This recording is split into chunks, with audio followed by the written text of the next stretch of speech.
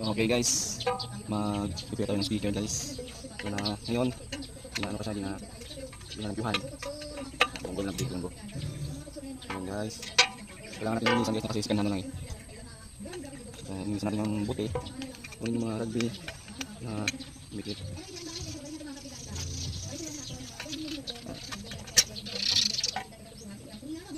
So ang brand pala nito guys ng Broadway. Parang dilmas na ng Broadway. D15.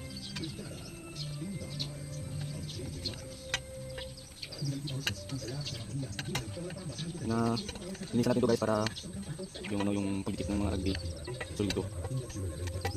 Saka siyempre maganda yung malinis kasi para malinis yung tunog. Kailangan natin kalinisan sa speaker sa tunog. Alam na niya ng mga musician. O parang yung speaker mo is malinis, so parang pangit ipakinggan yung tunog. Kaya natin yan guys. Ito yung cone nya. Ayan. Ang mahal pala ito ng cone. Mahal na mahal yun. Wala lang yung hindi mamahalan.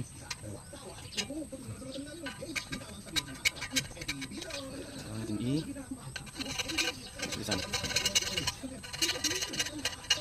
So natapos na ako kanina guys, sa ikalawang speaker na to. Apply yung tapos kanina guys.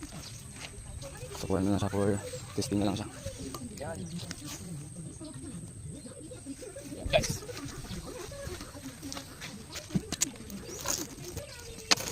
Okay.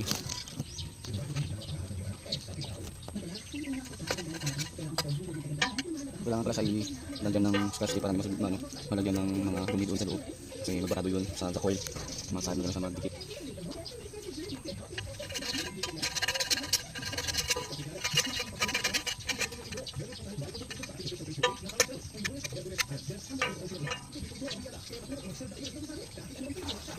Pinalitan ko sa kanang guys ng coil. Ito yung lumay na cone. Ito yung standard pa, yung original cone.